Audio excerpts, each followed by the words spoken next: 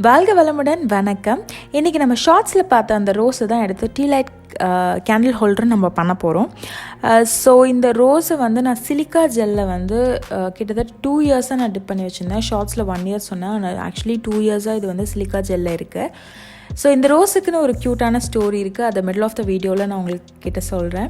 So இது silica ஜெல்லை tip பண்ணதுக்கப்புறம் இதோட பெட்டல்ஸ் எல்லாம் கொஞ்சம் வந்து விரிஞ்சிருந்தது அந்த சிலிக்கா ஜெல்லோட அழுத்தத்தினால.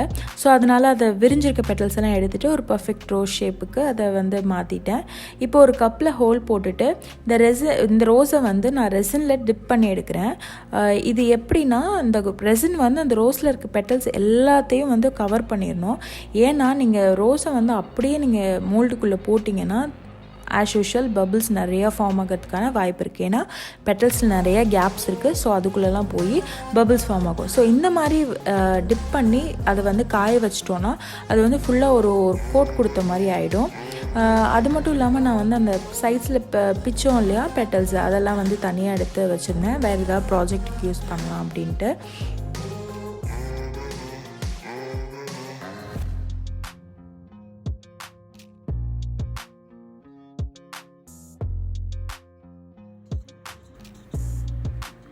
ஸோ இந்த மாதிரி எல்லா பெட்டல்ஸையும் ட்ரை பண்ணியாச்சு. இப்போ டே 2. இப்போ பாருங்கள், ரோஸ் வந்து அந்த வதவதப்பெல்லாம் இல்லாமல் நல்லா ஹார்டாகிடுச்சு. ஏன்னா ரெசின் வந்து நல்லா டீப்பாக அந்த பெட்டல்குள்ளெல்லாம் போய் நல்லா ஸ்டிஃபாக ஆக்கிடுச்சு அந்த ரோஸை. இப்போ நம்ம வந்து இந்த மோல்டு தான், இந்த குளோப் மோல்டு அதுதான் நம்ம யூஸ் பண்ண போகிறோம்.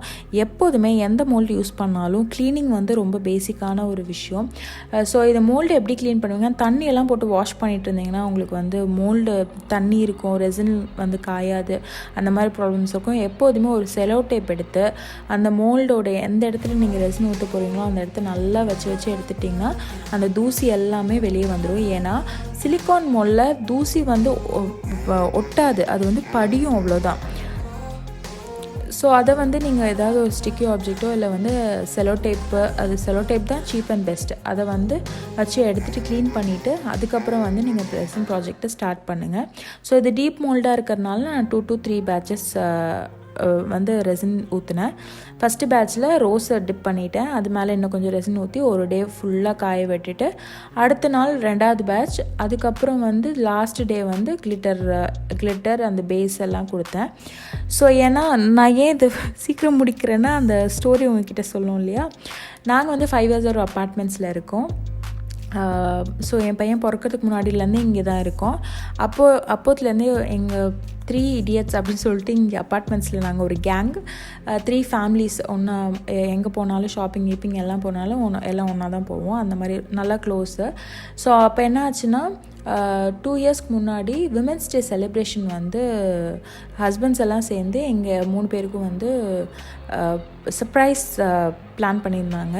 ஸோ கேக்கு, கேண்டில்ஸ், அப்போல்லாம் பசங்க வந்து ரொம்ப சின்ன பசங்க, 3 பேருக்குமே பசங்க இருக்காங்க. ஸோ எல்லாம் செலிப்ரேட் பண்ணும்போது அவங்க ஃபஸ்ட்டு வந்து எங்கள் பசங்க வந்து எங்களுக்கு வந்து ரோஸ் கொடுத்தாங்க. ஸோ அந்த ரோஸ் வந்து ரொம்பவே ஸ்பெஷல் அப்படின்னு நான் நினச்சேன். அதனால அதை வந்து ப்ரிசர்வ் பண்ணி வைக்கணும்னு நினச்சேன். ஏன்னா பசங்க கொடுக்குற ஃபஸ்ட்டு ரோஸ் இல்லையா. அதுவும் இல்லாமல் ஹஸ்பண்ட்ஸ் வந்து நம்மளுக்கு வந்து பர்த்டே செலிப்ரேஷன் பண்ணுவாங்க, இல்லைனா ஏதாவது வெட்டிங் ஆனிவர்சரி பண்ணுவாங்க. பட் விமென்ஸ் டே செலிப்ரேஷன் அவங்க பண்ணணும்னு அவசியமே இல்லை. அதை ஒரு பெரிய இதாக எடுத்து பண்ணாங்க. அதுவும் எங்களுக்கு தெரியாமல் எல்லாம் கதையெல்லாம் விட்டு எல்லாம் பண்ணி சர்ப்ரைஸ் பார்ட்டி மாதிரி கொடுத்தாங்க. அது ரொம்பவே பிடிச்சிருந்தது. ஸோ அதுக்காகவே இந்த ரோஸை வந்து ப்ரிசர்வ் பண்ணி வச்சேன்.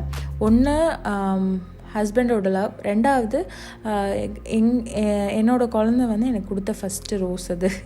அதனால் அது 2யுமே நான் வந்து அந்த 2 மெமரிஸையும் இந்த ஒரு ரோஸ்குள்ளே நான் வந்து பூட்டி வச்சிட்டேன் அப்படி சொல்லலாம்.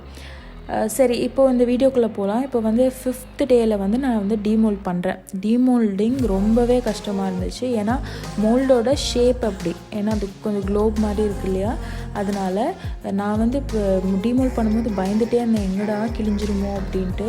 சரியான கைவலி வேறு. அண்ட் டீமோல்ட் பண்ணதுக்கப்புறம் எண்ட் ரிசல்ட் எனக்கு ரொம்ப பிடிச்சிருந்தது. ஏன்னா அந்த ரோஸ் வந்து கச்சிதமாக அந்த குளோபுக்கு வந்து பொருந்தி இருந்தது. ரொம்ப வந்து வெளியெல்லாம் ரெசினுக்கு வெளியெல்லாம் பெட்டல்ஸ் வராமல் அழகாக அடக்கமாக க்யூட்டாக இருந்துச்சு இந்த டீ லைட் கேண்டில் ஹோல்டர். இதை வந்து நீங்கள் கேண்டில் ஹோல்டராகவும் யூஸ் பண்ணலாம், இல்லைனா பேப்பர் வெயிட்டாக கூட யூஸ் பண்ணலாம். ஆஃபீஸ் யூஸ்க்கு இதுக்கு எல்லாம் ஹோம் டெக்கர், டைனிங் டேபிள்லாம் டெக்கரேஷன் கூட யூஸ் பண்ணலாம். நான் மெயினாக இந்த ரோஸை ப்ரிசர்வ் பண்ணும் அப்படின்றதுக்காகவே இதை செஞ்சேன். இந்த மாதிரி உங்களோட மெமரிஸ் ஏதாவது இருந்தால் மறக்காமல் கமெண்ட் செக்ஷனில் நீங்கள் ஷேர் பண்ணுங்கள். அண்ட் இந்த வீடியோ பிடிச்சிருந்தா மறக்காமல் லைக், ஷேர் அண்ட் சப்ஸ்கிரைப் பண்ணுங்கள். தேங்க்ஸ் ஃபார் வாட்சிங்.